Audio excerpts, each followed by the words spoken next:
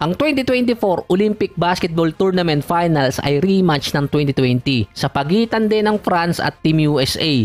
Tinapatan kasi noon or tinalo ng France ang Slovenia sa semifinals para makapasok sa finals, 90-89. Kaya din siguro binawian ni Luka si Rudy Gobert noong nakaraang playoffs. Tinalo naman ng Team USA ang France 87-82. Historic match yun para sa gold medal round dahil susubukan ng Team USA na makakuha ng ikalimang sunod na Olympic gold medal. Ang France naman kung sakali una nilang gold medal. Maghaharap sila sa August 11, 3 AM. After yon, ang laban ng Germany at Serbia sa August 10, 5 PM para sa bronze. Sa mga write-ups, kailangan di manong manalo ng Team USA ng gold medal dahil kay Noah Lyles. Ito yung sa komento niya about sa world champion. Nanalo din kasi si Lyles ng gold medal. After ng 2004 Olympics, merong 35-1 record ang Team USA sa Olympics. Ang nag-iisang tumalo sa kanila noon ay France noong 2020 Olympics sa group stage. Ang leading scorer ng France ay si Victor Wembanyama na merong almost 14 points, 10 rebounds, 3 assists at 2 blocks per game. Meron pa sa kanilang tatlong players ang nag-average ng nasa 10 points per game pataas. Sina Yabusele at Cordinier na merong 50% mula sa 3-point area at isa pa si Evan Fournier. Sa Team USA naman si LeBron 14 points, 7 rebounds at 8 assists per game. May 5 players pa doon ang naka-double digits sa Team USA, si Steph, Booker, KD, Edwards at si Embiid. Bukod pa yung ibang players na kaya ding umiscore ng double digit numbers. Nung last game ng Team USA nahirapan sila sa defense ng Serbia. Kung sa Twitterverse nagkakalutuan ng mga game sa parehong team din naman dahil meron silang kusinero. Si Chef Curry na literal na niluluto yung kabilang team at yung sa kabila naman alam nyo na. Dahil gold medal round na, inadjust agad ng Team USA yung kanilang lineup. Si Kevin Durant ang ilalagay sa starting unit kapalit ni Holiday. Hindi naman bago yon kasi nga kailangan tapatan ng USA yung size ng France. 2 7-footer kasi ang andun.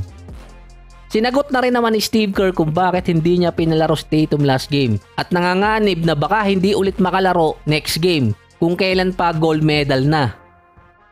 Ang sinabi kasi ni Coach Steve Kerr, wala naman siya nakikitang masama kay Tatum pero nakikita niya kasi yung nasa kabilang team. Kailangan nilang tapatan yun, yung Serbia. Sa mga write-up, sinabi daw na hindi nila di umano maintindihan yung sinabi ni Steve Kerr.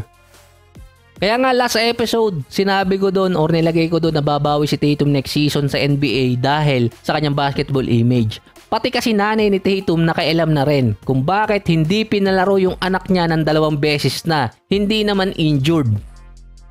All-NBA player pa si Tatum at nag-champion. Yun nga lang ang kasabayan ni Tatum mga MVPs. May ganito rin kasi nangyari dati kay Coach Greg. Sa World Cup pa yung nagsimula. Nakaramihan, role player ang nakasama doon. Meron din kasi mga player ang ayaw sumali nun sa Team USA dahil sa style ni Coach Greg. Di umano hindi pasok sa kanila. Dito naman nasobrahan ng mga superstar yung Team USA para sa Olympics. Hindi na alam kung ilan yung gagamitin dahil hindi naman all-star game yung lalaroan nila, kundi isang basketball tournament talaga para sa gold medal. At merong nakalagay doon or merong ginagamit yung mga teams na defense. Dagdag pa kasi niya kahit anong tournament naman kasi mahirap ilaro yung nasa 11 to 12 players kahit sa NBA. Tama naman kasi kapag playoffs nga binabawasan nila mula 7 hanggang 8 players lang ang ginagamit sa rotation. 40 minutes pa ang laro dito sa Olympics. Ang position kasi ni Tatum nasa 3 and 4. Andun sina LeBron at Kevin Durant nagpapalitan pa. Pwede pang bumaba mula number 5 hanggang number 4 si Adebayo or kaya si Anthony Davis. Sa number 2 position naman andun sina Anthony Edwards at Devin Booker. Sa point guard si Steph, Holiday, possible pa si Derek White. Kaya nga sinabi ni Steve Kerr, math problem yung nangyari sa Team USA dahil sa pagbalik ni Kevin Durant. Siya pa rin kasi ang best player na ilalagay mo sa number 3 position if ever na walang LeBron. Multiple position kasi din ang nilalaro ni LeBron.